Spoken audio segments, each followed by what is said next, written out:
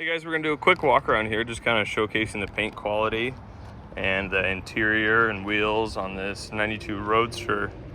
I mean, this is as good as it gets. First original owner being Eddie Murphy. Excellent condition, meticulous maintenance has been done.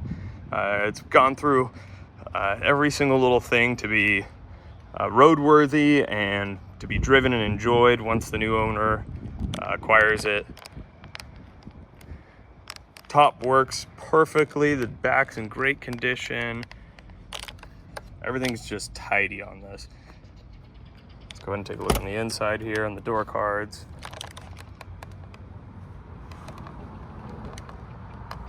Seats are in great condition.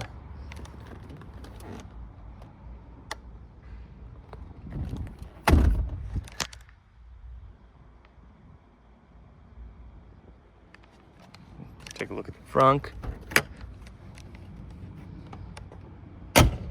Doors open and close perfectly as they should.